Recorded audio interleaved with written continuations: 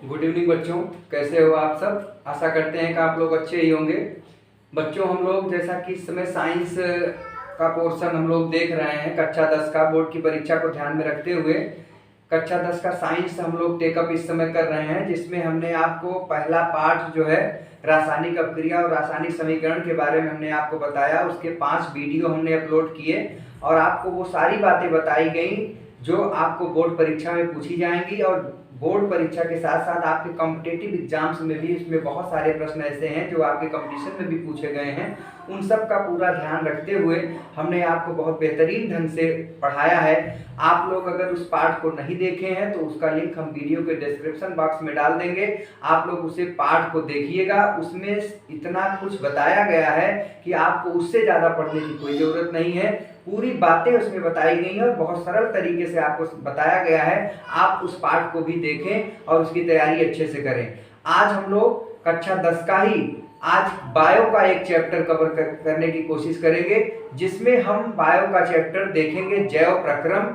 और इस पाठ को भी हम कम से कम 3 से 4 वीडियो में हम डिवाइड करके पढ़ाएंगे, ताकि आपको बिल्कुल कोई दिक्कत ना हो और पाठ का पूरा कवरिंग हम लोग कर लें और कोई भी बात छूटने ना पाए। कोई भी चीज ऐसी ना हो जो छूट जाए, स्किप कर जाए और हम लोग उसको बोर्ड की परीक्षा में या कहीं कंपटीशन में हम लोग उसको न लिख पाए तो चैप्टर पढ़ने का कोई मतलब नहीं निकलेगा। जैसा कि पहला चैप्टर हम लोगों ने पढ़ा और आप लोगों का बहुत अच्छा रिस्पांस रहा, बहुत बढ़िया आप लोगों ने इसको समझा। आप लोगों का कमेंट जो आया मुझे बड़ी खुशी हुई कि आप लोग जो है चैप्टर को बेहतरीन ढंग से आप लोगों ने समझ लिया है। ठीक उसी प्रकार से बच्चों आज हम लोग बायो के चैप्टर को कवर करेंगे और इसको थोड़ा थोड़ा करके हम लोग पढ़ेंगे और पढ़ के ठीक उसी प्रकार से तैयार करेंगे कि एग्जाम में कोई दिक्कत ना हो, कहीं से कोई क्वेश्चन आ जाए तो उसको हम लोग कवर करें। तो आज हम लोग बायोलॉजी का पार्ट कवर करेंगे, जैव प्रक्रम। जैव प्रक्रम ये पार्ट का नाम है बच्चों। और ये जैव प्रक्रम जो है ये बायोलॉजी का पार्ट है, आपके बायोलॉजी जीव विज्ञान से संबंधित है, बायोलॉजी। तो बच्चों आपको आज हम लोग इसका पार्ट 1 देखेंगे। पार्ट 1 आज ये पहला पार्ट इसका हम लोग प्रस्तुत करने चल रहे हैं कि जैव प्रक्रम से संबंधित जो बातें हमको इसमें पढ़नी है, हम लोग मिलके इसको पढ़ेंगे, उनकी चर्चा हम लोग करेंगे। तो बच्चों जैव प्रक्रम जो है मोटे तौर पे जैसा कि शब्द से ही क्लियर है, जैव प्रक्रम 2 शब्द से बना है। ये आपका पहला तो है जैव और दूसरा है आपका प्रक्रम। आप लोग ध्यान से मेरी बात को समझते चलिए, सुनते चलिए, देखते चलिए और समझिए। जैसे कि जैव प्रक्रम 2 शब्द से बना है, जैव प्लस प्रक्रम। जैव का संबंध बच्चों जीवधारियों से है, सजीवों से है, आप कह सकते हैं जीवधारी। और प्रक्रम का मतलब होता है प्रोसेस, क्रियाएं, अर्थात प्रक्रम माने होता है क्रियाएं, अर्थात जीवधारी जो क्रिया करते हैं। पाठ के शब्द से ही क्लियर है कि जीवधारियों द्वारा जो क्रियाएं की जाती हैं, जिनके द्वारा जीवधारी अपना अस्तित्व बना के रखते हैं, अर्थात जिस क्रिया द्वारा, जिस प्रोसेस द्वारा, जिस प्रक्रम के द्वारा जीवधारियों का अस्तित्व रहता है, अर्थात वो जीवधारी कहे जाते हैं, उन सभी के बारे में हम लोग यहाँ पढ़ेंगे।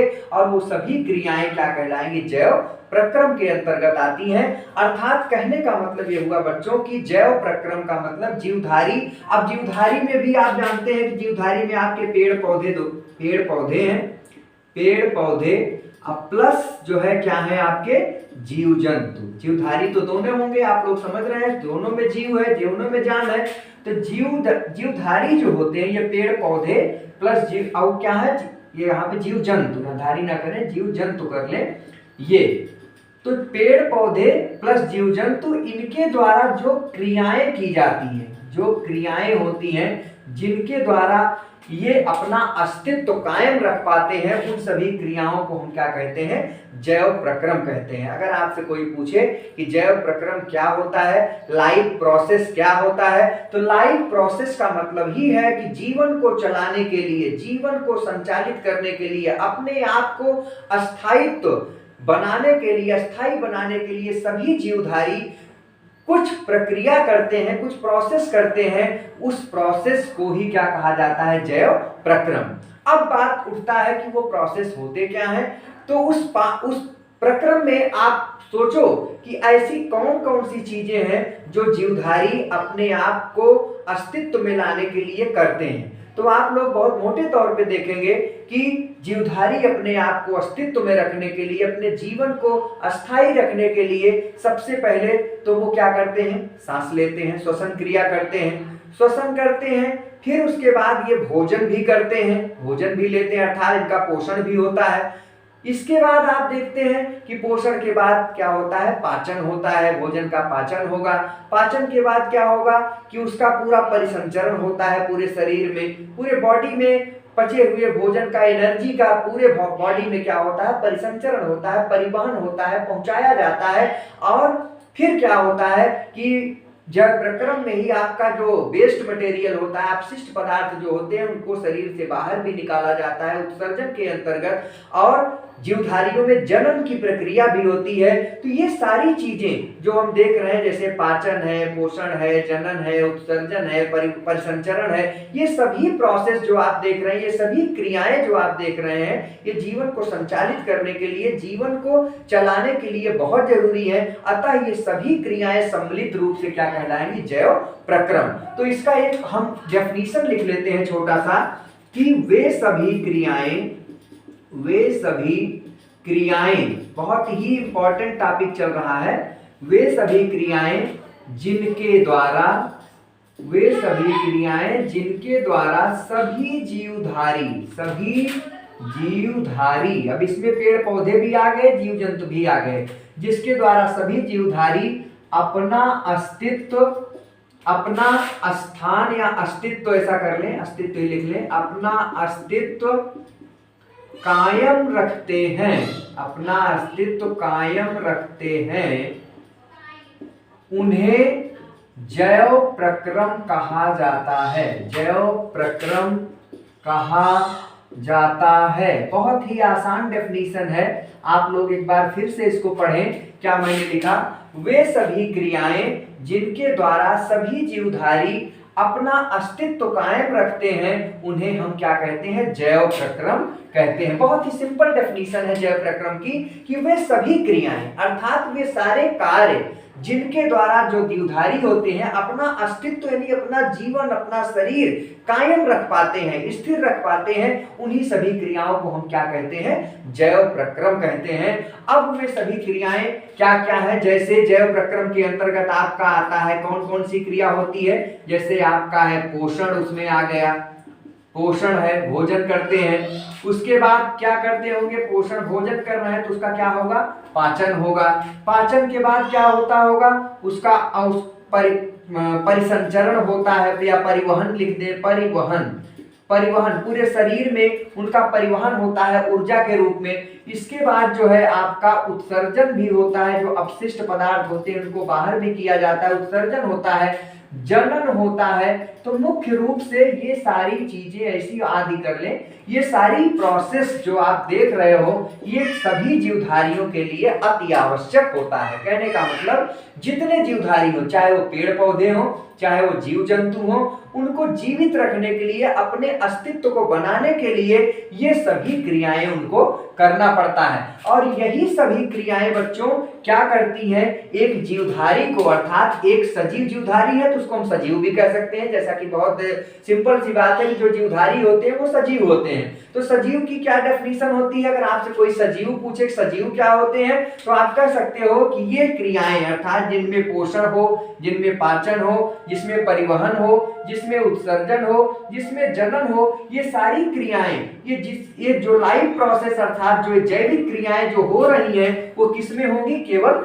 सजीवों में होंगी। तो कहने का मतलब ये जो जैव प्रक्रम हम लोग ये देख रहे हैं, इन्हीं के द्वारा प्रत्येक जीवधारी अपना अस्तित्व कायम रख पाता है। सोचो कि कोई भी जीवधारी क्या पोषण नहीं करता होगा, अगर पोषण नहीं करेगा अर्थात उसको जीवित रहना है तो भोजन करना है, भोजन करता होगा भोजन करने की जो इसकी प्रक्रिया है, क्रिया है, ऊर्जा ग्रहण करने की, वो पोषण के अंतर्गत आएगा। उसके बाद जब वो भोजन कर रहा है तो जाहिर सी बात है शरीर में उसका क्या होता होगा, पाचन भी होता होगा। इसके बारे में डिटेल हम लोग पढ़ेंगे, लेकिन पहले आप समझिए कि जैव प्रक्रम क्या है, किस तरीके से जैव प्रक्रम को डिफाइन करेंगे। पाचन भी होगा, और जब पाचन हो गया भोजन का, तो जो पचा हुआ भोजन है, जो ऊर्जा उससे हमको मिली, तो उस पूरे ऊर्जा का क्या होता है, परिवहन होता है। पूरे बॉडी में, पूरे शरीर में, शरीर के प्रत्येक अंग को ऊर्जा की जरूरत होती है, तो वो ऊर्जा का क्या होता है, परिवहन होता है आपके शरीर में। फिर क्या होता है, जो हम भोजन करते हैं, जो अपशिष्ट पदार्थ होते हैं, जो भोजन हमारा पच नहीं पाता है, अपशिष्ट हो जाता है, बेकार हो जाता है, उसको किसी न किसी रूप में हम अपने बॉडी से उसको निष्कासित करते हैं, बाहर करते हैं। और जो अगला प्रोसेस है वो है जनन, अर्थात प्रजनन भी कह सकते हो। प्रजनन में आप देखते हो कि प्रत्येक जीवधारी अपने ही जैसा रूप उत्पन्न करने की क्षमता रखता है, प्रोड्यूस करने का जो क्रिया होती है, अर्थात जो अपने जैसे जो संतान उत्पन्न करने की जो क्षमता होती है, वो जनन के अंतर्गत आती है। तो आप कह सकते हो कि इन सब प्रक्रियाओं को सम्मिलित रूप से हम क्या कह सकते हैं, जैव प्रक्रम कह सकते हैं। बहुत ही सरल है, इसको आप क्या कह सकते हो बच्चों, जैव प्रक्रम। क्यों जैव प्रक्रम है, क्योंकि इनके बिना किसी भी जीवधारी का क्या नहीं रह पाएगा, अस्तित्व कायम नहीं रह पाएगा। आप सोच सकते हो कि किसी भी जीवधारी को अगर अपना अस्तित्व बना के रखना है तो ये सारी क्रियाएं उसमें होनी चाहिए। तो हम इसके बारे में एक छोटी सी चर्चा की कि जैव प्रक्रम क्या है। तो हमने देखा कि वे सभी क्रियाएं जिनके द्वारा सभी जीवधारी अपना अस्तित्व कायम रखते हैं, उसे हम जैव प्रक्रम कहते हैं। जैसे पोषण हुआ, पाचन हुआ, परिवहन हुआ, उत्सर्जन हुआ, जनन हुआ आदि, ये सभी क्रियाएं सम्मिलित रूप से क्या कहलाती हैं, जैव प्रक्रम। इसका एक स्क्रीनशॉट ले लीजिए बच्चों। इसके बाद हम लोग आगे एक एक करके हम लोग जैव प्रक्रम के बारे में इनका अध्ययन करेंगे, डिटेल अध्ययन करेंगे, क्योंकि एग्जाम में इनसे प्रश्न बनाए जाते हैं और आपसे पूछे जाएंगे और आप उसको अच्छे ढंग से लिख सकेंगे।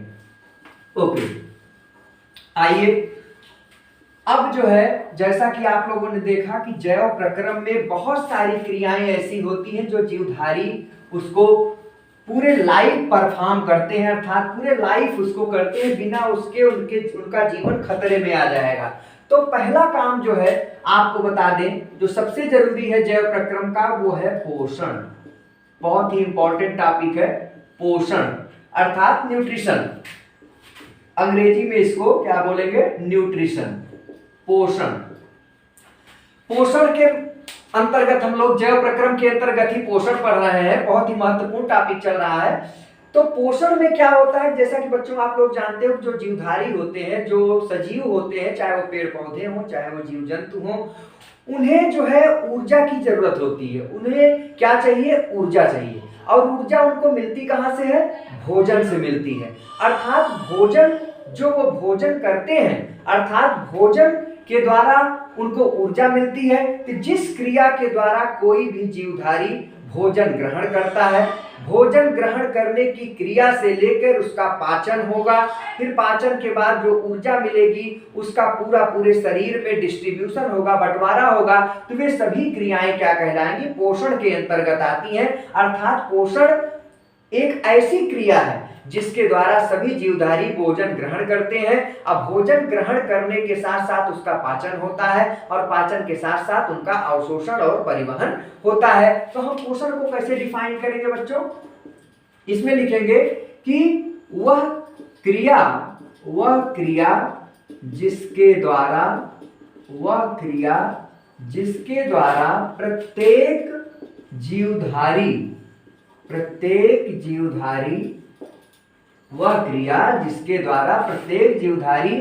भोजन ग्रहण करता है, कामा, या ऐसे लिखिए, और उसका पाचन करता है, तत्पश्चात पचे हुए भोजन द्वारा ऊर्जा प्राप्त करता है। बहुत ही आसान है, पोषण के अंतर्गत दो तीन क्रियाएं आती हैं बच्चों। जैसा कि पोषण में बताया गया कि पोषण एक ऐसी क्रिया है जिसके द्वारा प्रत्येक जीवधारी भोजन ग्रहण करता है। पहला स्टेप तो हो गया पोषण के अंतर्गत कि जीवधारी भोजन ग्रहण करेगा। तो भोजन ग्रहण करने की जो प्रक्रिया है, जो प्रोसेस है, तरीका है उसका कि किस प्रकार से वो भोजन ग्रहण करेगा वो, और उसके साथ साथ कैसे उसको पचाएगा, और पचाने के बाद किस प्रकार से पचे हुए भोजन द्वारा जो उसको ऊर्जा प्राप्त होगी, उन सभी क्रियाओं को हम पोषण के अंतर्गत रखते हैं। कहने का मतलब न्यूट्रिशन एक ऐसा प्रोसेस है, पोषण एक ऐसी प्रक्रिया है जिसके द्वारा प्रत्येक जीवधारी, चाहे वो पेड़ पौधे हो, चाहे वो जीव जंतु हो, वो सब भोजन ग्रहण करते हैं। सबको भोजन चाहिए। कहने का मतलब अगर उन्हें जीवित रहना है तो उन्हें भोजन की जरूरत पड़ेगी, अर्थात उनको भोजन चाहिए। तो भोजन जिस क्रिया द्वारा कोई भी जीवधारी अपना भोजन ग्रहण करते हैं या उसका पाचन करते हैं, फिर उसके बाद उस पचे हुए भोजन से ऊर्जा प्राप्त करते हैं, ये सभी क्रियाएं सम्मिलित रूप से क्या कहलाती हैं? पोषण कहलाती है, पोषण के अंतर्गत आती हैं। अब जो है पोषण तो एक क्रिया हो गई। अब भोजन हम क्यों ग्रहण करते हैं? प्रश्न ये उठता है कि भोजन हम क्यों ग्रहण करते हैं? तो भोजन ग्रहण करते हैं ताकि हमें ऊर्जा मिल सके। हमें बिना ऊर्जा के हम एक पल भी, जैसे हम पढ़ा रहे हैं आपको, अगर हमें ऊर्जा नहीं मिलेगी तो हम आपको पढ़ा नहीं पाएंगे। या कोई भी काम हम करते हैं तो काम करने के लिए हमें ऊर्जा की जरूरत पड़ती है। तो ऊर्जा हमें कौन देता है? भोजन देता है। तो भोजन लेने की जो प्रक्रिया है, जो क्रिया है, वो पोषण के अंतर्गत आती है। अब बात उठता है कि भोजन लेने की जो प्रक्रिया है वो किस प्रकार से होती है, कैसे होती है, तो उसके बारे में हम लोग चर्चा करेंगे कि पोषण किन किन प्रकार से होता है, कैसे होता है, इसमें क्या प्रक्रिया है पोषण का। आइए उसको देखते हैं। इसका आप एक स्क्रीनशॉट ले लीजिए।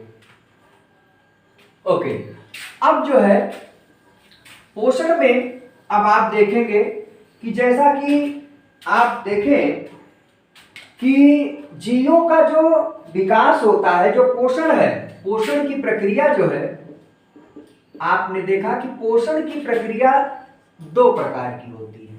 आप यहां पर देखें, पोषण दो प्रकार से होता है। एक तो स्वपोषण नाम है इसका, स्वपोषण, और दूसरा है परपोषण।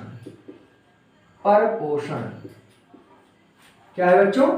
स्वपोषण और परपोषण। आप देख रहे हैं कि दो प्रकार के पोषण हम लोग यहां पर देखेंगे, एक तो स्वपोषण और दूसरा परपोषण। अब एक एक करके हम लोग इसके बारे में चर्चा करेंगे कि स्वपोषण क्या है और परपोषण क्या है, इसके बारे में चर्चा हम लोग करेंगे। जैसे स्वपोषण को अंग्रेजी में हम कह सकते हैं autotrophic, AUTO, autotrophic, autotrophic mode of nutrition, autotrophic mode of nutrition, ये अंग्रेजी है स्वपोषण का, ऑटोट्रॉपिक मोड ऑफ न्यूट्रिशन। और ये है heterotrophic, heterotrophic mode of nutrition, heterotrophic mode of nutrition. ये तो स्वपोषण आप देख रहे हैं कि स्वपोषण जो होता है, स्वपोषण का मतलब क्या है? स्व माने खुद, अपना। स्व का मतलब ही क्या होता है? अपना पोषण। स्वपोषण का मतलब खुद का पोषण, अपना पोषण।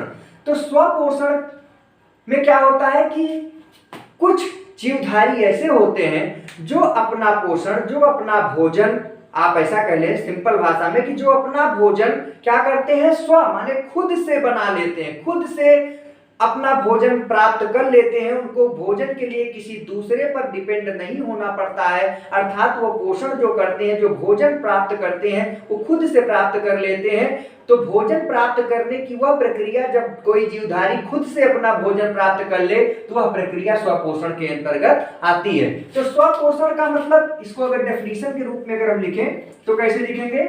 जब कोई जीवधारी, जीवधारी हम कहेंगे तो पेड़ पौधे भी आ जाएंगे और उसमें जीव जंतु भी आ जाएंगे। जब कोई जीवधारी अपना भोजन या पोषण, जब कोई जीवधारी अपना भोजन खुद बना ले या लेता है, तो ऐसे जीवधारी को क्या कहा जाता है? स्वपोषी। इनका एक नाम दे दिया जाता है स्वपोषी, तथा इस क्रिया को क्या बोलते हैं? इस क्रिया को स्वपोषण कहा जाता है। स्वपोषण कहा जाता है। बहुत ही सिंपल है। स्वपोषण की डेफिनेशन भी अगर आपसे कोई पूछे तो आप बता सकते हैं कि जब कोई जीवधारी अपना भोजन खुद बना लेता है तो ऐसे जीवधारी को, यहां पर ऐसे कर लें, ऐसे जीवधारी को क्या कहा जाता है? ऐसे जीवधारी को स्वपोषी तथा इस क्रिया को स्वपोषण कहा जाता है। तो खुद बना लेने का मतलब है कि कुछ जीवधारी, जैसे आप इसमें एग्जाम्पल में, आप यहाँ पर सबसे अच्छा एग्जाम्पल है जैसे हरे पेड़ पौधे। हरे पेड़ पौधे ये भी एक जीवधारी है, इनमें भी जान होती है। तो हरे पेड़ पौधे जो होते हैं बच्चों, ये कैसे होते हैं? स्वपोषी होते हैं। क्यों? क्योंकि ये अपना भोजन खुद बना लेते हैं। जितने आपके चारों ओर हरे पेड़ पौधे दिखाई दे रहे हैं, ये अपना भोजन खुद बना लेते हैं। ये अपने भोजन के लिए किसी दूसरे पर डिपेंड नहीं होते हैं। तो इनको हम क्या कहेंगे? स्वपोषी कहेंगे। और जिस प्रोसेस के द्वारा, जिस क्रिया के द्वारा ये अपना भोजन खुद बना लेते हैं, उस क्रिया को हम स्वपोषण कहते हैं। तो स्वपोषण का सबसे बड़ा, सबसे अच्छा एग्जाम्पल है क्या? हरे पेड़ पौधे। इसके बारे में हम लोग क्रिया अभी इसकी चर्चा करेंगे कि स्वपोषण में कौन सी ऐसी क्रिया है जिसके द्वारा ये अपना भोजन बनाते हैं। अब इसके बाद आपका आता है परपोषण। परपोषण में आप देखेंगे कि जो परपोषण होता है, परपोषण के अंतर्गत इसको हम विषम पोषण भी कहते हैं। क्या कहते हैं? इसको एक नाम और लिख लो, विषम पोषण। विषम पोषण। ये परपोषण, जैसा इसका नाम स्वपोषण था, ये परपोषण है। पर का मतलब होता है दूसरे, अर्थात किसी दूसरे पर। इसी का जस्ट उल्टा हो जाएगा कि जब कोई जीवधारी अपना भोजन खुद न बना पाए, अर्थात यहां तो स्व होता है अर्थात खुद बना लेता है, लेकिन परपोषण में क्या होता है कि जब कोई जीवधारी अपना भोजन खुद न बना के अपने भोजन के लिए किसी दूसरे जीवधारी पर डिपेंड हो जाता है, निर्भर हो जाता है, तो ऐसे जीवधारियों को परपोषी कहा जाता है। और वह क्रिया क्या कहलाती है? परपोषण कहलाती है। तो इसको भी हम लोग नोट कर लेते हैं कि जब कोई जीवधारी, अब इसमें पेड़ पौधे और जीव जंतु दोनों आ जाएंगे। जब कोई जीवधारी अपना भोजन खुद न बना पाए, न बना सके, भोजन तो नहीं बना पा रहा है लेकिन भोजन तो उसको चाहिए। अगर जीवधारी है तो उसको भोजन चाहिए, तो नहीं बना पा रहा है तो किसी दूसरे पर डिपेंड होगा। तो जब कोई जीवधारी अपना भोजन खुद न बना सके और भोजन के लिए किसी दूसरे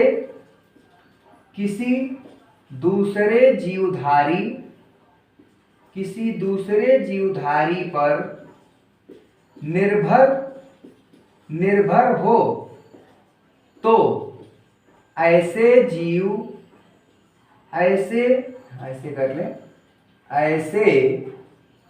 जीवधारी क्या कहलाते हैं बच्चों? ऐसे जीवधारी परपोषी कहे जाते हैं।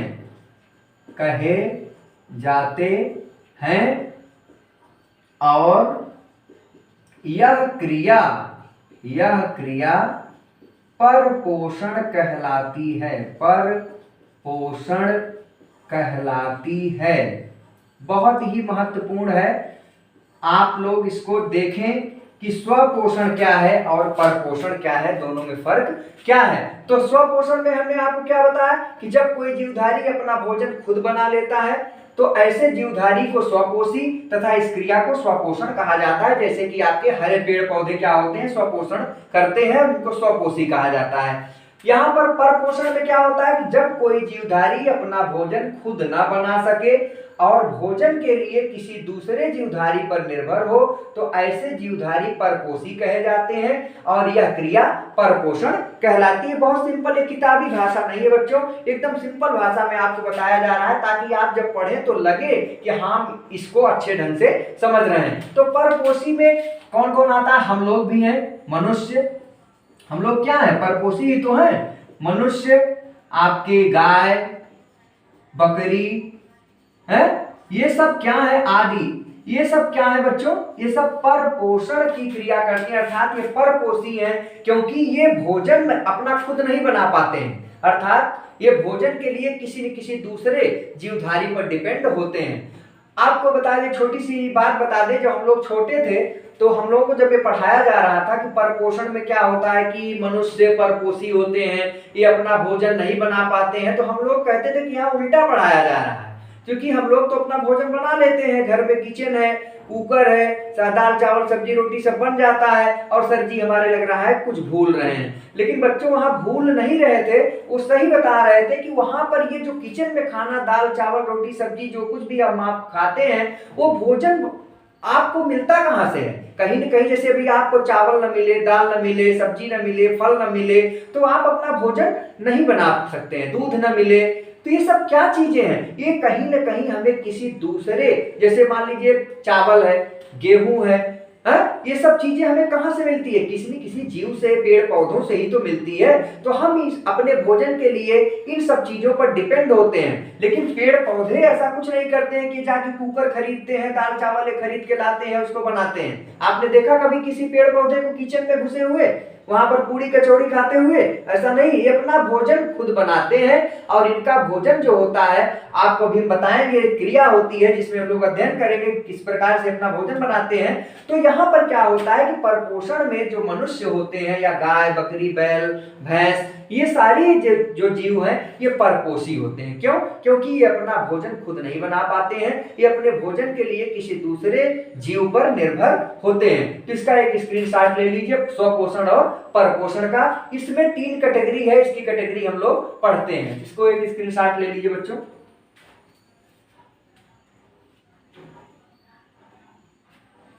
आइए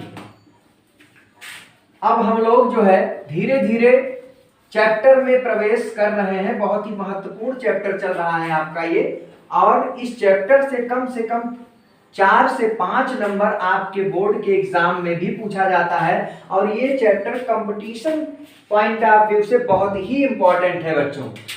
जैसा कि अभी हमने आपको बताया कि परपोषण, ये परपोषण या विषम पोषण भी कह सकते हो इसको, विषम पोषण, ये 3 प्रकार का होता है बच्चों। इसको भी हम लोग जान लें। इसकी 3 कैटेगरी होती है। सबसे पहला जो होता है वो होता है प्राणी संपोषण, प्राणी संपोषण, प्राणी संपोषण। दूसरा है मृत जीवी पोषण, मृत जीवी पोषण है। एक होता है परजीवी पोषण। ये 3 प्रकार के पोषण आप देख रहे हैं। आप इसको चाहे तो कैटेगरी में भी बांट लें ऐसे, ताकि लिखने में भी थोड़ी सी आसानी हो जाएगी। ये कई बार क्वेश्चन पूछा गया है। पर पोषण के अंतर्गत 3 आते हैं, प्राणी संपोषण और मृतजीवी पोषण और क्या आपका परजीवी पोषण है। अब इनके बारे में हम लोग चर्चा करेंगे कि ये तीनों क्या है और तीनों परपोषण है। परपोषण में हमने आपको बताया कि अर्थात ये अपने भोजन के लिए किसी न किसी दूसरे पर निर्भर रहते हैं, ये अपना भोजन नहीं बना पाते हैं। और इसके विपरीत जो आपका स्वपोषण था, जिसमें हरे पेड़ पौधे आते हैं, उसमें हमने आपको क्या बताया कि वो अपना भोजन खुद बना लेते हैं, वो किसी दूसरे पर डिपेंड नहीं होते हैं। अब उसका तो कोई कैटेगरी नहीं था स्वपोषण का, तो उसमें तो हमने पेड़ पौधों को केवल रखा। लेकिन यहाँ पर जो है परपोषण जो होता है ये 3 कैटेगरी में बढ़ जाता है कि क्या क्या है वो, प्राणी संपोषण, मृतजीवी पोषण और परजीवी पोषण। आइए एक एक करके हम लोग चर्चा करते हैं कि क्या होता है। अब यहाँ पर देखिए, प्राणी संपोषण में जैसा कि नाम से ही क्लियर है, जैसे प्राणी, हम लोग प्राणी हैं, कहने का मतलब जो हम लोग मनुष्य में जो होता है पोषण, वो प्राणी संपोषण के अंतर्गत आता है। और इसमें क्या होता है कि जो भोज्य पदार्थ होता है वो शरीर के अंदर पूरा पूरा पाचन उसका होता है। प्राणी संपोषण में क्या होता है कि भोज्य पदार्थों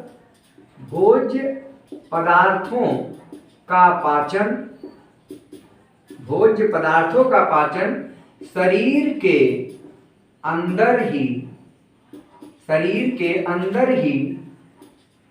होता है। शरीर के अंदर ही होता है। अब इसमें आप जिसे हम क्या कहेंगे, प्राणी संपोषण कहेंगे। शरीर के अंदर जैसे अब हम लोग भोजन लेते हैं तो हम लोग का भोजन का जो पाचन होता है पूरी तरीके से 100% हमारे आपके शरीर के अंदर ही हो जाता है। तो जब पाचन की क्रिया, जब भोज्य पदार्थ का पाचन शरीर के अंदर संपूर्ण रूप से हो जाए तो ऐसे पोषण को हम कहेंगे प्राणी संपोषण कहेंगे। जैसे इसमें आपके कौन कौन से आते हैं, मनुष्य आते हैं प्राणी संपोषण में, मेढक भी आता है इसी के अंतर्गत। आप अमीबा जानते होंगे, सूक्ष्म जीव है, अमीबा में भी प्राणी संपोषण पाया जाता है। इसके बारे में कभी कभी एग्जाम में पूछ लेते हैं, इसकी चर्चा हम लोग करेंगे कि अमीबा में किस तरीके से भोजन का पाचन होता है। तो अमीबा में एक बार कंपटीशन में पूछ लिया गया था कि अमीबा में किस प्रकार का संपोषण पाया जाता है, किस प्रकार का पोषण पाया जाता है, तो प्राणी संपोषण पाया जाता है। तो प्राणी संपोषण में क्या होता है बच्चों की भोज्य पदार्थों का पाचन शरीर के अंदर ही हो जाता है, उसमें कहीं इधर उधर नहीं जाना पड़ता है, तो वो प्राणी संपोषण के अंतर्गत आता है। और इसके अंतर्गत क्या आते हैं, जैसे मनुष्य है, मेढक है, अमीबा है, आदि आदि। इसके बाद आपका आता है मृतजीवी। प्राणी संपोषण आपको समझ में आया। प्राणी संपोषण में कुछ है नहीं। प्राणी संपोषण का मतलब आप लोग समझें कि प्राणी संपोषण एक ऐसी प्रक्रिया है जब भोज्य पदार्थ, जैसे जो कुछ भी हम खा रहे हैं सब भोज्य पदार्थ है, जब भोजन का पाचन शरीर के अंदर ही संपन्न हो जाए, पूरा 100% अगर संपन्न हो जा रहा है तो इसका मतलब है कि वो प्राणी संपोषण के अंतर्गत आएगा। और उसके अंतर्गत हम लोग एग्जाम्पल में हम लोग खुद भी प्राणी संपोषण ही करते हैं और हम लोग भोजन के ऊपर तो डिपेंड रहते हैं, अपना भोजन नहीं बना पाते हैं, लेकिन जो भोजन हम लोग करते हैं उनका पाचन पूरी तरीके से हमारे शरीर के अंदर ही भोज्य पदार्थों का होता है। तो इस प्रकार से जो पोषण होता है वो प्राणी संपोषण कहलाता है। मनुष्य भी है, मेढक भी है और अमीबा भी है। यहाँ आइए, मृत जीवी पोषण में क्या होता है। मृत जीवी पोषण में क्या होता है कि जो जीवधारी होता है वो अपना भोजन किसी मृत चीज से, अर्थात जो सड़े गले होते हैं, जो मृत होते हैं, अर्थात जो मरे हुए हैं, वहां से अपना भोजन प्राप्त करते हैं। आप देखे होंगे कि जैसे जैसे आप देखते हो कि बैक्टीरिया है, वायरस है, और ये सब क्या करते हैं कि कहीं मान लीजिए कोई कुछ मर गया है तो उस पर कुछ जीव ऐसे होते हैं जो उससे अपना भोजन चूसते हैं, मृत चीजों से अपना भोजन प्राप्त करते हैं। तो ऐसे पोषण को हम मृत जीवी पोषण कहते हैं। इसके बारे में लिख लें कि जब कोई जीवधारी अपना भोजन किसी मृत या सड़े गले, ऐसा लिख लें, मृत या सड़े गले चीजों से प्राप्त करता है तो उसे माने उस जीव को मृत जीवी क्या कहते हैं, मृत जीवी कहा जाता है। और यह क्रिया जिसके द्वारा वो भोजन ग्रहण कर रहा है क्या कहलाता है, मृत जीवी पोषण कहलाता है। मृत जीवी पोषण कहा जाता है। बहुत ही सिंपल है। अगर आपसे कोई पूछे कि मृत जीवी पोषण क्या है, सेप्रोट्रॉपिक मोड ऑफ न्यूट्रिशन, अर्थात सेप्रोट्रॉपिक मोड ऑफ न्यूट्रिशन, मृत जीवी पोषण में क्या होता है कि जो जीवधारी होते हैं वो किसी मरे हुए अर्थात मृत चीजों से अपना भोजन प्राप्त करते हैं, या यूं कह लें कि वो जहां सड़े गले कोई चीज होगे वहां से वो अपना भोजन प्राप्त करेंगे। तो ऐसे जीवधारी को क्या कहेंगे, मृत जीवी कहेंगे। और ये जो क्रिया है जिसके द्वारा वो भोजन मृत चीजों से प्राप्त कर रहे हैं वो क्या कहलाएगा, मृत जीवी पोषण कहलाएगी। जैसे कौन कौन से जीवधारी हैं बच्चों, आप जानते हो आपका बैक्टीरिया है, बैक्टीरिया, और क्या है, वायरस है, विषाणु जिसको आप बोलते हो, विषाणु आदि। ये क्या है, मृत जीवी होते हैं। क्यों? क्योंकि ये इनकी स्थिति क्या होती है कि जब कोई जीव या कोई जंतु कुछ मर जाते हैं, पेड़ पौधे मरे हुए हैं, सड़ गल जाते हैं, तो ये वहां पर ज्यादा ग्रो करते हैं, उनकी ग्रोथ वहां पर ज्यादा होती है क्योंकि वहां से उनको भोजन मिलता है और अपना पोषण उसी से प्राप्त करते हैं, तो उन्हें मृत जीवी कहा जाता है। अब बात यहाँ पर आती है कि जैसे मान लीजिए, क्या ये हमारे लिए जरूरी है बैक्टीरिया और वायरस? तो भाई एक प्रकार से तो देखा जाए तो ये जरूरी भी है, यानी लाभदायक भी है और हानिकारक भी होते हैं। लाभदायक अभी हम आपको बता रहे, पहले हानिकारक वाली बता दें। अर्थात बैक्टीरिया वायरस आपने सुना होगा, आप बीमार होते हैं, कुछ लोग कहते हैं वायरल फीवर है, ये वायरस के कारण है। कोई बीमारी हुई है, बैक्टीरिया के कारण हुआ है, विषाणु के कारण हो रहा है, जीवाणु के कारण हो रहा है। तो कहने का मतलब कुछ विषाणु या जीवाणु हमारे शरीर में रोग उत्पन्न करते हैं, लेकिन कुछ विषाणु और जीवाणु ऐसे भी हैं जो मृत जीवी होते हैं। अगर वो ना रहे तो आपका ये जो पर्यावरण है ये बिल्कुल दूषित हो जाएगा, कहने का मतलब गंदा हो जाएगा। आप सोचो कि जैसे कोई जानवर या कोई पेड़ मान लीजिए गिर गया, सड़ गया, अब सड़ गया कोई जानवर, तो अगर ये ना होते, ये क्या करते हैं, उस पर तुरंत अटैक करते हैं, उसको चूस चूस के पूरा खा लेते हैं, उसका पूरा शरीर क्या करते हैं, मिट्टी में मिल जाता है और धीरे धीरे वो खत्म हो जाता है, गायब हो जाते हैं। अर्थात ये पूरे वातावरण को साफ करने में ये सहायक होते हैं। इसलिए मृतजीवी जो होते हैं इनको एक नया नाम दिया जाता है, सफाई कर्मी होते हैं। क्या होते हैं बच्चों? सफाई कर्मी। सफाई कर्मी आप लोग जानते ही हैं कि सफाई कर्मी का क्या काम होता है, सफाई करता है। तो ये सफाई कर्मी होते हैं, इनको अपघटक भी कहा जाता है। अपघटक याद रखें, अपघटक हैं कौन से? ये जो मृतजीवी जो होते हैं ये अपघटक होते हैं। अपघटक का मतलब तो अपघटन से बना है, अपघटन का मतलब होता है तोड़ना। अर्थात ये जो मृतजीवी जो होते हैं, बैक्टीरिया और वायरस जो जैसे मृतजीवी जो हैं, ये सड़े गले जीव जंतु जहां मर जाते हैं तो वो उस पर अपना अटैक करते हैं, अपना भोजन प्राप्त करते हैं और उसको धीरे धीरे छोटे छोटे टुकड़ों में बांट देते हैं। फिर वो धीरे धीरे पूरा मिट्टी में मिल जाता है और धीरे धीरे वहां से गायब हो जाता है। तो ये इस प्रकार से ये सफाई कर्मी का भी काम कर रहे हैं, अपघटन का भी काम कर रहे हैं, अर्थात तोड़ने का काम कर रहे हैं। इसलिए इनको हम अपघटक कहते हैं और इनको प्राकृतिक सफाई कर्मी, अर्थात इनको प्रकृति ने इनको नियुक्त कर रखा है कि आप जाइए प्रकृति को साफ रखिए। सोचिए अगर ये ना रहे तो हमारा जो परिवेश है, हमारा जो चारों तरफ का जो वातावरण है वो इतना दूषित हो जाएगा कि हम लोगों का जीना दुश्वार हो जाएगा। तो बहुत ही महत्वपूर्ण ये चीज हम आप देख रहे हैं कि मृतजीवी पोषण में क्या होता है कि जब कोई जीवधारी अपना भोजन किसी मृत या सड़े गले चीजों से प्राप्त करता है तो उसे मृत जीवी कहा जाता है और यह क्रिया मृत जीवी पोषण कहा जाता है। इसमें हमने आपको बैक्टीरिया वायरस बताया। दूसरी बात हमने बताया कि बैक्टीरिया और वायरस जो होते हैं ये अपघटक होते हैं। कई बार आपसे एग्जाम में पूछा गया अपघटक क्या होते हैं, अपघटक क्या है? तो अपघटक ऐसे जीव होते हैं जो प्रकृति में पाए जाते हैं और वो सड़े गले जो जीव जंतु हैं, जीवधारी है, उनसे अपना भोजन प्राप्त करते हैं। धीरे धीरे उनके शरीर को ये तोड़ते हैं, तोड़ तोड़ के उसको फिर से मिट्टी में मिला देते हैं। इसलिए अपघटन का काम करने के कारण इन्हें क्या कहा जाता है? अपघटक, और इन्हीं को प्राकृतिक सफाई कर्मी कहा जाता है। कई बार कंपटीशन में भी क्वेश्चन पूछा गया है कि प्राकृतिक सफाई कर्मी के रूप में कौन होते हैं? बैक्टीरिया वायरस जो होते हैं ये प्राकृतिक सफाई कर्मी का काम करते हैं। इतनी बातें आप लोगों को, हमें आशा है कि आप लोगों को बातें समझ में सब आ रही होंगी।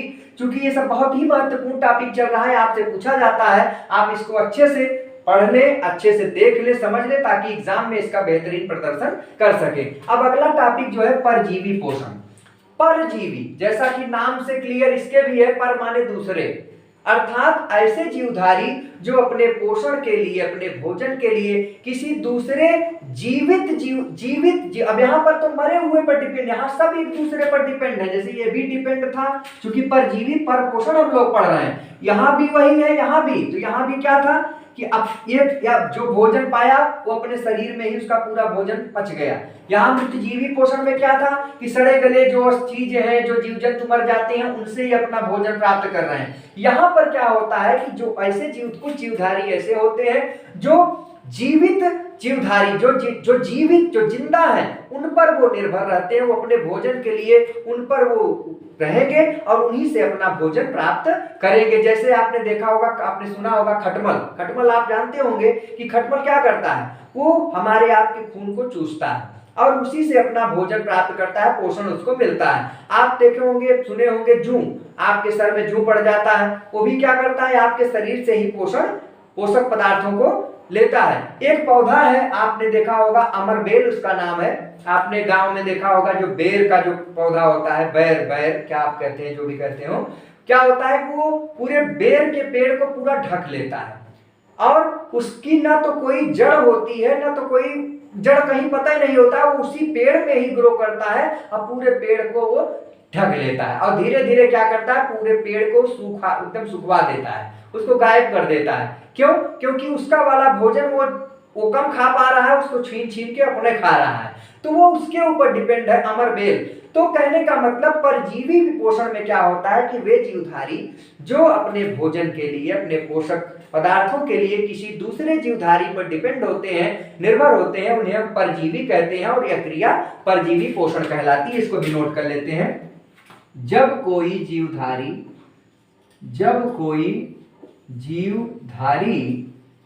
अपने भोजन के लिए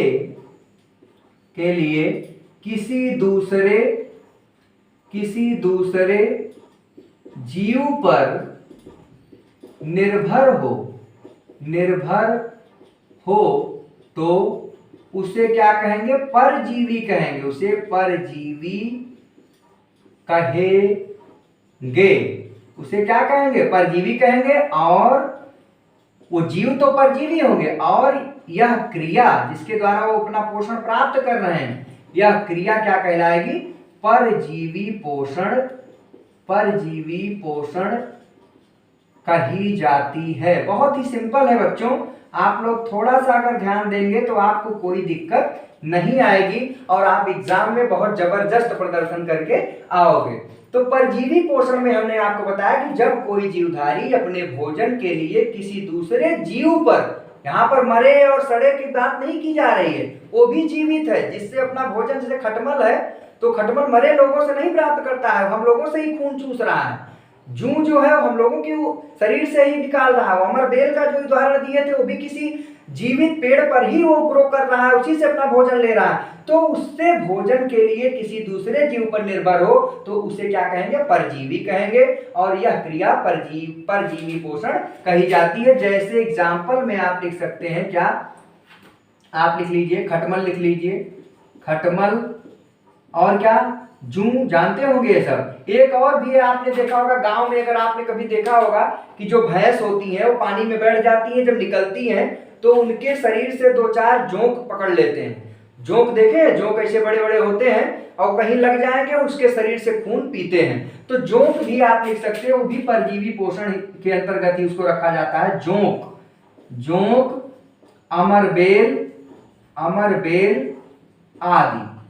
इस तरीके से आप देख रहे हैं कि परजीवी पोषण के अंतर्गत ये सब आते हैं और इसके द्वारा हम इस प्रकार से देख रहे हैं कि जो परपोषण की प्रक्रिया है वो 3 ग्रुप में बटी है, प्राणी संपोषण, मृतजीवी पोषण और परजीवी पोषण। थोड़ा सा इसकी चर्चा फिर से एक बार थोड़ा सा रिवीजन कर लेते हैं। प्राणी संपोषण में क्या होता है बच्चों की, भोज्य पदार्थों का पाचन शरीर के अंदर ही होता है, पूरी तरीके से शरीर के अंदर होता है। और प्राणी संपोषण में आपके उदाहरण में क्या है, मनुष्य है, मेढक है और अमीबा है। इसके बाद मृतजीवी पोषण में हमने आपको क्या बताया कि जब कोई जीवधारी अपना भोजन किसी मृत या सड़े गले चीजों से प्राप्त करता है तो उसे मृतजीवी कहा जाता है और यह क्रिया मृतजीवी पोषण कहा जाता है। जैसे बैक्टीरिया है, वायरस है, इसमें हमने आपको बताया कि बैक्टीरिया और वायरस ये प्राकृतिक सफाई कर्मी भी होते हैं, इनको अपघटक भी कहा जाता है। इसके बाद परजीवी पोषण में हमने आपको बताया कि जब कोई जीवधारी अपने भोजन के लिए किसी दूसरे जीव पर निर्भर हो तो उसे परजीवी कहेंगे और यह क्रिया परजीवी पोषण कही जाती है। उदाहरण में हमने खटमल, जूं, जोंक, अमरबेल आदि। इसका एक स्क्रीनशॉट ले लीजिए, आप इसको अच्छे से अपने नोट्स में लिखिएगा ताकि इसमें एक अच्छा अंक आप लोग प्राप्त कर सको। आइए चलिए मिटा दे बच्चों। चलिए, ये है, आप देख रहे हैं कि किस प्रकार से हम लोग एक एक करके अच्छे तरीके से सरल भाषा में एकदम सिंपल लैंग्वेज में आपको पढ़ाने की कोशिश कर रहे हैं। अगर बच्चों आप लोगों को वीडियो अच्छा लग रहा हो तो आप लोग इसी समय लाइक भी कर दीजिए, और अगर नए बच्चे अगर जुड़े हैं तो वो चैनल को सब्सक्राइब भी करते चलें, ताकि एक मोटिवेशन भी मिले और हमको भी लगे कि आप लोग अच्छा परफॉर्म कर रहे हो। जो भी है आप कमेंट में लिखते चलिए। इसके बाद हमने आपको भी बताया था कि जो पेड़ पौधे होते हैं इसमें स्वपोषण की क्रिया होती है। स्वपोषण की क्रिया होती है, स्वपोषण की क्रिया। तो यहां पर हम देखें कि इस टॉपिक को हम लोग अध्ययन करें कि पौधों में, ऐसा कर ले, स्वपोषण ना लिख के हेडिंग बना ले, पौधों में पोषण। पौधों में पोषण, हरे पौधों में पोषण। आइए, हरे पौधों में पोषण, इसके बारे में हमें बच्चों पढ़ना है, ये आपके सिलेबस में है, इसलिए इसका टॉपिक हम लोग डिस्कस करेंगे। हरे पौधों में पोषण किस प्रकार से होता है और हरे पेड़ पौधे किस प्रकार से अपना पोषण अर्थात अपना भोजन प्राप्त करते हैं, उसकी क्रिया हम लोग यहाँ पर देखेंगे। तो बच्चों, जो ये पेड़ पौधे होते हैं, आपको मैंने बताया कि इसमें जो पोषण होता है क्या होता है, स्वपोषी होते हैं, स्वपोषण होता है। अभी अभी हमने चर्चा किया था कि जो पेड़ पौधे होते हैं स्वपोषण की क्रिया उसमें होती है। स्वपोषण कहने का मतलब हमने आपको अभी परिभाषा भी लिखी थी। क्या लिखा था कि स्वपोषण में क्या होते हैं कि भोजन जो होता है, स्व माने खुद, भोजन खुद बना लेते हैं, खुद बना लेते हैं।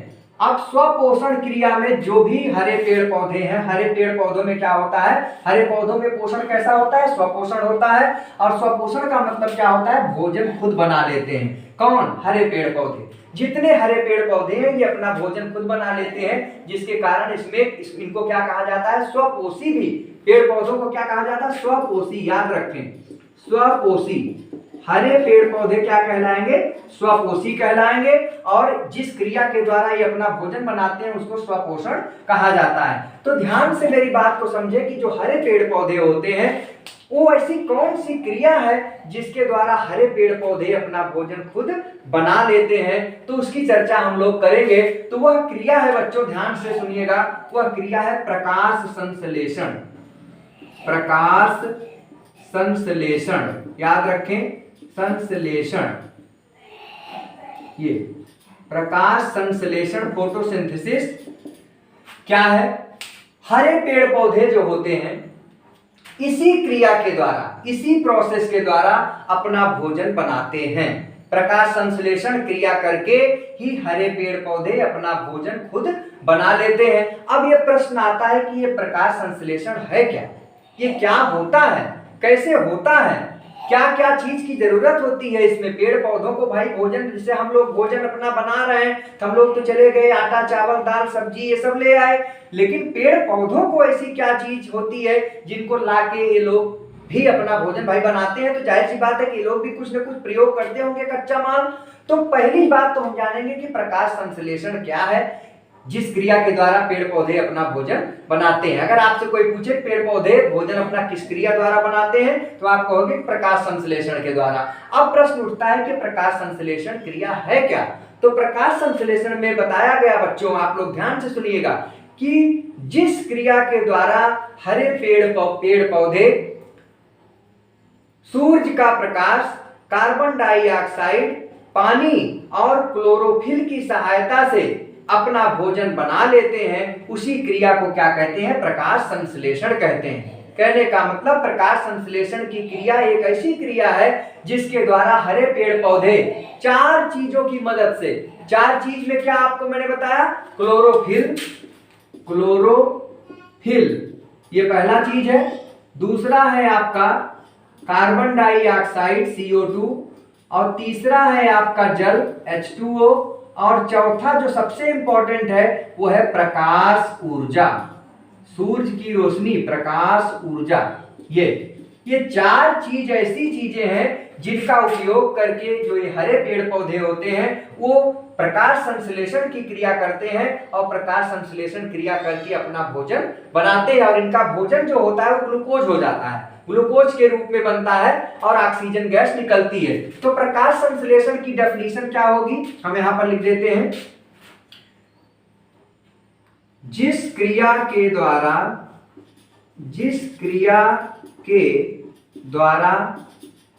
हरे पेड़ पौधे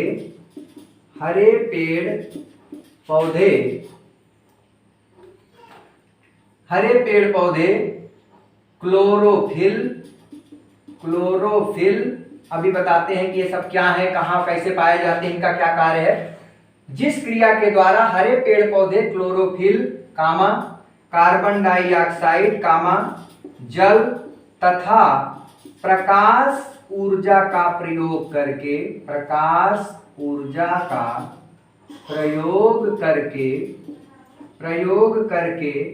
अपना भोजन बनाते हैं उसे क्या कहा जाता है बच्चों, प्रकाश संश्लेषण कहा जाता है। प्रकाश संश्लेषण कहा जाता है। बहुत ही इंपॉर्टेंट टॉपिक है, कई बार एग्जाम में हर साल लगभग पूछा जाता है। प्रकाश संश्लेषण क्या है, या पौधे किस क्रिया द्वारा अपना भोजन बनाते हैं और प्रकाश संश्लेषण में कौन कौन सी चीजें प्रयुक्त होती हैं, ये सारी चीजें आपका ये जो टॉपिक चल रहा है बहुत ही महत्वपूर्ण टॉपिक है। तो आप एक एक करके समझते चलें कि ये जो प्रकाश संश्लेषण है उसकी जो डेफिनेशन है, उसकी जो परिभाषा है क्या है, जिस क्रिया के द्वारा हरे पेड़ पौधे क्लोरोफिल कार्बन डाइऑक्साइड जल तथा प्रकाश ऊर्जा का प्रयोग करके अपना भोजन बनाते हैं उसे प्रकाश संश्लेषण कहा जाता है। 4 चीज यहाँ पर है, क्लोरोफिल, कार्बन डाइऑक्साइड, जल तथा प्रकाश ऊर्जा। इन चारों को मैंने यहां भी लिखा है, क्लोरोफिल, कार्बन डाइऑक्साइड, जल और प्रकाश ऊर्जा। इन चारों चीज की मदद से, इन चारों चीजों की मदद से जो हरे पेड़ पौधे होते हैं वो क्या करते हैं, इस क्रिया को करते हैं। प्रकाश संश्लेषण की क्रिया होती है और प्रकाश संश्लेषण क्रिया के बाद ये अपना भोजन बनाते हैं। एक रिएक्शन कभी कभी पूछ लेता है, प्रकाश संश्लेषण का रिएक्शन क्या है। तो यहां पर क्या है, कार्बन डाइऑक्साइड और वाटर ये आपस में मिलता है 6CO2 + 12H2O इक्वल टू, ये जो आपका तीर के निशान है यहां पर लिख ले, किसकी उपस्थिति में होती है, क्लोरोफिल और प्रकाश क्या होता है, ये बहुत जरूरी है। अगर ये 2 नहीं रहेगा तो भोजन नहीं बन पाएगा पौधों का। तो ये हो गया, तो क्या बनता है बच्चों, ग्लूकोज बनता है C6H12O6, ये ग्लूकोज है, यहाँ याद रखें क्या है, ये ग्लूकोज है। और क्या होता है, ऑक्सीजन गैस निकलती है 6O2 + 6H2O। ये O2 माने ऑक्सीजन गैस जो कि एक बहुत ही जीवनदायिनी गैस है। ध्यान से मेरी इस रिएक्शन को देखें कि पेड़ पौधे जो होते हैं, कार्बन डाइऑक्साइड जो कि हमारे चारों तरफ पेड़ पौधों को मिलती है, ये विषैली गैस होती हैं। इनका प्रयोग और वाटर जल का प्रयोग करके जो हरे पेड़ पौधे होते हैं, क्लोरोफिल ये क्या होती है, एक हरे रंग का एक तत्व होता है, आप कह सकते हैं। ये पत्तियों में पाया जाता है, इसी के कारण जो है पत्तियों का रंग क्या होता है, हरा होता है। तो क्लोरोफिल तो उसकी पत्तियों में पाया जाता है, वहां से ले लेता है। प्रकाश जो होता है ये कहां से पाता है, सूर्य से पाता है। सूर्य का प्रकाश यहाँ आप ध्यान दीजिएगा, यहाँ सूर्य से मतलब है कोई टार्च और बल्ब का प्रकाश नहीं होना चाहिए, बल्कि कौन सा होना चाहिए, सूर्य का प्रकाश। तो क्लोरोफिल उसके पास खुद है, पेड़ पौधों के पास पत्तियों में प्रकाश जो होता है ये सूर्य से ले लेता है। और कार्बन डाइऑक्साइड वो वायुमंडल में कार्बन डाइऑक्साइड बहुत सी है यहाँ पर उपस्थित है, उनका प्रयोग। और जल का प्रयोग भी ये जमीन से जड़ों के माध्यम से ये जल भी अवशोषित कर लेते हैं। ये दोनों आपस में क्रिया होती है तो क्या बनता है, ग्लूकोज बनता है। और ग्लूकोज बनने के लिए तो इसका भोजन हो गया ग्लूकोज। और दूसरे नंबर पे जो सबसे इंपॉर्टेंट चीज होती है वो है ऑक्सीजन। ऑक्सीजन गैस भी बन रही है और साथ साथ पानी भी बन रहा है। और यहाँ पर अब आप ध्यान दें कि ये जो ऑक्सीजन बन रहा है ये कितना महत्वपूर्ण है। आप जानते हैं कि हम जितने जीवधारी हैं हम लोग सांस लेते हैं, और सांस लेते हैं तो क्या करते हैं, ऑक्सीजन को अंदर करते हैं और जो कार्बन डाइऑक्साइड है उसको हम लोग बाहर कर रहे हैं। तो सोचो बच्चों कि ये जो प्रकाश संश्लेषण की क्रिया है ये हमारे लिए कितनी इंपॉर्टेंट है। सोच लो थोड़ी देर, आप दिमाग में लगाओ कि अगर सोचो कि अगर ये पेड़ पौधे ना होते, अगर ये पेड़ पौधे ना होते तो क्या आज हम आपको पढ़ाते होते या आप पढ़ते होते? सोचो थोड़ी देर कि पेड़ पौधे बेचारे कितने इंपॉर्टेंट हैं और उन्हीं को हम लोग आज काट रहे हैं। धीरे धीरे आप देख रहे हैं जो इंडस्ट्रियलाइजेशन, औद्योगिकरण, आज धीरे धीरे जनसंख्या जैसे जैसे बढ़ रही है, लोग देख रहे हैं पेड़ों की, जंगलों की किस अंधाधुंध कटाई कर रहे हैं और इस पर कोई रोक नहीं लग रहा है। एक पेड़ कोई अपने जीवन में लगाता नहीं है, लेकिन अपने जीवन के दौरान वो कम से कम दसियों पेड़ काट देता होगा। आप देखते होंगे अपने घर में, अपने परिवार में कि एक पेड़ को लगाना कितना कठिन है और 10 पेड़ को काटना कितना आसान हो गया है। कभी भी आप सोचिए कि अगर ये पेड़ पौधे ना हो तो क्या सोचिए जो कार्बन डाइऑक्साइड है, वो जो आपके चारों ओर जो भी गैस कार्बन डाइऑक्साइड फैली हुई है उसकी मात्रा क्या होगी? प्रकृति में बढ़ेगी। भाई बढ़ेगी क्यों? क्योंकि पेड़ पौधे हैं नहीं, उनका कोई उपयोग करने वाला नहीं है। गाड़ी मोटर इतना चल रहा है, उसका धुआं निकल रहा है। आप देखते हैं जो बड़े बड़े फैक्ट्रियां हैं उसमें कितने धुएं निकलते हैं, जो आपकी जो ईंट भट्ठे वगैरह देखते हैं दिन भर कितना धुआं निकलता है, सब क्या है? कार्बन डाइऑक्साइड ही तो है। अगर ये पेड़ पौधे बेचारे ना होते तो हमें क्या होता? इनका उपयोग करने वाला कोई नहीं था और ये कार्बन डाइऑक्साइड की मात्रा धीरे धीरे इतना बढ़ जाती कि हमारा लोगों का दम घुटने लगता और हम लोग अपने आप मर जाते। और दूसरी बात, इसकी बढ़ोतरी होती और जब पेड़ पौधे ना होते तो प्रकाश संश्लेषण की क्रिया ना होती, और प्रकाश संश्लेषण की क्रिया ना होती बच्चों तो ये ऑक्सीजन गैस भी ना निकलता जो आज हम लोग सांस ले रहे हैं, ये कर रहे हैं। तो ऑक्सीजन हमें जो मिल रहा है बच्चों, ऑक्सीजन हम लोग ले रहे हैं। अभी अभी देखो कोरोना का जो काल चला था, आपने देखा होगा कि ऑक्सीजन की कितनी दिक्कत आई थी। आप लोगों ने देखा कितने ऑक्सीजन बेचारे कितने परेशान, कोई यहाँ दौड़ रहा है, कोई वहां दौड़ रहा है। क्या था? ऑक्सीजन की कमी थी। उसके बाद भी लोगों को ये नहीं समझ में आया कि अब चलो आज हम सुधर जाएं, हम पेड़ पौधे लगाएं। आज भी किसी को पेड़ काटना हो तो तुरंत काट देते हैं। तो बच्चों आप लोग पढ़े लिखे इंसान हो, कम से कम इस चैप्टर को हम लोग पढ़ रहे हैं तो इस पार्ट को कर रहे हैं, एग्जाम में क्वेश्चन करेंगे, लेकिन इसका महत्व भी हम लोग इसलिए थोड़ा इसको हम डिटेल कर दिए कि पेड़ पौधों का हमारे जीवन में बहुत महत्व है। वो बेचारे हमसे कुछ लेते नहीं है, बल्कि वो चीज लेते हैं जिनको जरूरत नहीं है हमें। मतलब कार्बन डाइऑक्साइड ले रहे हैं, उसकी कोई जरूरत नहीं है हम लोगों को, वो गंदी गैस है, अगर वो रहेगी तो हम लोग जीवित नहीं रह पाएंगे। बेचारे गंदी चीज लेके हमें जीवन दायिनी गैस दे रहे हैं। तो आप सोच लो बच्चों कि पेड़ पौधे हमारे लिए कितने जरूरी हैं। अब आपको बताने की कोई जरूरत नहीं है, अब आप सोच लो कि आपको पेड़ लगाना चाहिए कि पेड़ को कट करना चाहिए।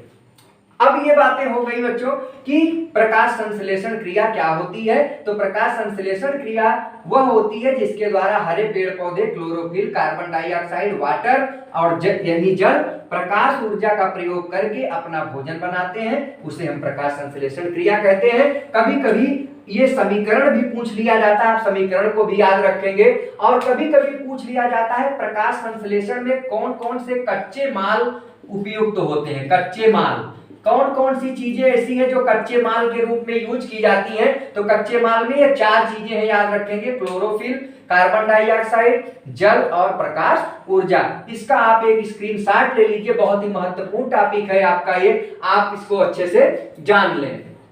ओके चलिए बच्चों मिटा दें। आइए अब जो है बात प्रकाश संश्लेषण की हम लोग कर रहे हैं, तो एक छोटी सी बात यहाँ पर हम बता देना आपको चाहेंगे कि कि प्रकाश संश्लेषण की क्रिया जो होती है, ये जो 4 घटक हमारे यूज किए जा रहे हैं, क्या क्या थे भैया? क्लोरोफिल था, क्लोरोफिल, और दूसरे नंबर पे हमने क्या बताया था बेटा?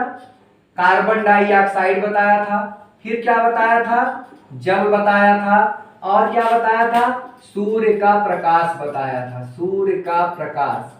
ये 4 ऐसी चीजें जो कच्चे माल के रूप में प्रयुक्त होते हैं, प्रकाश संश्लेषण में पेड़ पौधे इनका उपयोग करते हैं। अब बात आती है इनके बारे में थोड़ा सा समझ लेते हैं कि क्या है ये चीजें, इनकी जरूरत कैसे पड़ती है, क्या करते हैं, प्रकाश संश्लेषण में इनका क्या योगदान है। तो देखो बच्चों, जो क्लोरोफिल है ये बहुत महत्वपूर्ण है। क्यों महत्वपूर्ण है? इसलिए महत्वपूर्ण है कि ये पेड़ पौधों में ही पाया जाता है। पेड़ पौधों में पाया जाता है, इसलिए पेड़ पौधों का मौज है। मौज कैसे है? उनको कोई नौकरी नहीं करनी है, उनको पढ़ने लिखने की कोई जरूरत नहीं। आदमी नौकरी क्यों करता है भैया? पढ़ाई लिखाई क्यों कर रहा है? इसी पेट को भरने के लिए कर रहा है। तो पेट को भरने के लिए क्या करता है? नौकरी करते हैं, अपना कुछ ना कुछ कमाई करते हैं, कहीं जाते हैं, आपको हम पढ़ा रहे हैं, आप भी पढ़ रहे हो कि कल एक अच्छी सी जॉब पा जाओ। तो क्लोरोफिल अगर हम लोगों में भी पाया जाता तो हम लोगों को पढ़ने और पढ़ाने की जरूरत क्या थी भाई? हम लोगों को भोजन मिलता ही। अब भोजन कपड़ा, जब भोजन है तो उसी से हम अपना सारा काम कर लेते। तो जो क्लोरोफिल है ये केवल हरे पेड़ पौधों में पाया जाता है और इसी के कारण हरे पेड़ पौधे अपना भोजन बना पाते हैं। अगर आपसे कोई पूछे कि भाई जीव, हम लोग भी तो जीवधारी हैं, पेड़ पौधे भी जीवधारी हैं, हम लोग अपना भोजन क्यों नहीं बना पाते हैं? तो क्योंकि हम लोगों के पास क्या नहीं है? क्लोरोफिल नहीं। कहने का मतलब कार्बन डाइऑक्साइड तो हम लोग भी पा जाएंगे प्रकृति से, जैसे पेड़ पौधे लेते हैं। वाटर भी अर्थात पानी भी हम लोग जैसे पेड़ पौधे लेते हैं उसे हम लोग भी पानी ले लेंगे। सूर्य का प्रकाश भी हम लोग सूर्य से जैसे पेड़ पौधे ले रहे हैं उसे हम भी ले लेंगे। लेकिन क्लोरोफिल एक ऐसा तत्व है, एक ऐसा पिगमेंट है जिसको हमें नहीं मिल पाएगा। ये हमारे शरीर में नहीं होता है और बाहर भी नहीं है। अगर ये बाहर होता तो काम बन जाता। एक ऐसा जीव है, आप लोग बताइए कमेंट में कि कौन सा ऐसा जीव है जिसमें क्लोरोफिल पाया जाता है और वो पेड़ पौधों की तरह अपना पोषण करता है? बताइए, आप लोग सोचिए, कमेंट में बताइएगा। इसको हम छोड़ देते हैं आपके लिए, आप बताइएगा। क्वेश्चन है आपका, होमवर्क हो जाएगा कि ऐसा कौन सा जीव है जिसमें है तो जंतु, जीव जंतु है, लेकिन क्या है वो?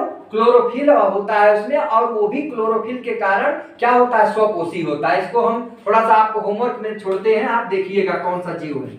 अब इसके बारे में थोड़ी सी चर्चा हम लोग कर लें कि क्लोरोफिल क्या होता है। बच्चों देखो, जो पेड़ की पत्तियां होती हैं, पेड़ की पत्तियां जो होती हैं उसका जो रंग हरे रंग का जो होता है उसमें एक लवक पाया जाता है, हरित लवक। तो हरित लवक जो होता है वो उसी के कारण, क्लोरोफिल के कारण उसका रंग क्या होता है? हरा होता है। इसका काम क्या होता है क्लोरोफिल का? इसका काम होता है, पहला काम तो होता है जो सूर्य का प्रकाश होता है उसको पकड़ना, यानी सूर्य जो आपका ये सूर्य का प्रकाश